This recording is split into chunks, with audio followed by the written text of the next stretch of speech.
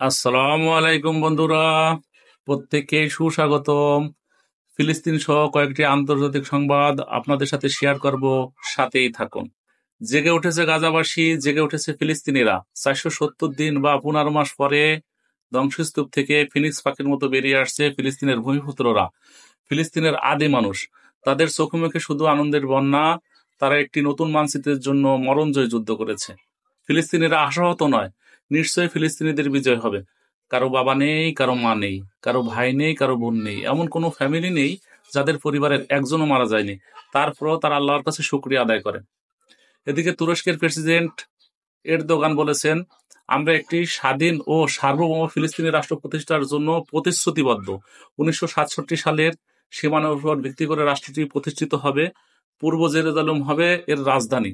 প্রথম রাষ্ট্রপ্রধান হিসেবে রেসেপ তাইয়েপ এরদোগান ফিলিস্তিনের স্বাধীনতার দাবি জানিয়েছেন। হামাসের পলিট ব্যুরোর সদস্য মোহাম্মদ নাজ্জাল বলেছেন, গাজার যুদ্ধবিরতি আলোচনা এবং চূড়ান্ত চুক্তির বিষয়ে তুরস্কের ব্যাপক প্রভাব ছিল। এদিকে সুসংবাদ দিয়েছে মিশর। মিশর জানিয়েছে 33 জন ইসরায়েলির বিনিময়ে 1890 জন ফিলিস্তিন মুক্তি পাবে। 90 জন ফিলিস্তিনির নাম প্রকাশ করা হয়েছিল। প্রথমে এদের মুক্তি দেওয়া হয়। ফিলিস্তিনি বন্দীদের ছাড়া হয় উফের কারাগার থেকে। পশ্চিম তীরের রামাল্লায় মুক্ত বন্দীরা এসে পৌঁছালে সেখানে আনন্দের বন্যা শুরু হয়ে যায়। অপরদিকে মুক্তিকামী মুজাহিদরা ফিনিক্স পাখির মতো ট্যানেল ফুঁড়ে মাটির উপর উঠে এসেছে। জনতা তাদের স্বাগত জানিয়ে পাশে আছে। দখলদারদের হুমকি পরোয়া না করে ঘরে ফিরছে গাজার সাধারণ মানুষ। নতুন করে পশ্চিম তীরে কালকিয়া শহরে 70 জন ফিলিস্তিনিকে ধরে নিয়ে গেছে দখলদার সেনারা।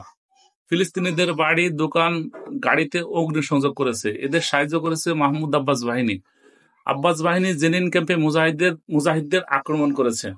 ইসরায়েলি সাংবাদিক জো বেসর বলেছেন, চুক্তির পরের দিন আপনি গাজায় কাসেম ব্রিগেড সদস্যদের বীরের মতো স্বাগত জানাতে দেখেছেন। আমাদের এজন্য একটি ভারী মূল্য দিতে হবে। হামাস যে এভাবে ফিরে আসবে তা কল্পনাও করতে পারেনি দখলদাররা। কেউ কেউ এখনই ইসরায়েল ছেড়ে পালাতে চাইছে। এদিকে রাগে ক্ষোভে পদত্যাগ করেছেন ইতামার বেন গাবির। দখলদারদের 3 নারী বন্দীকে কিন্তু মুক্তি দিয়েছে মুক্তকামীরা। তাদেরকে রেড ক্রসের গাড়িতে তুলে দেওয়া হয়। নারী বন্দীদের জন্য অপেক্ষা করছিল দখলদার সেনারা।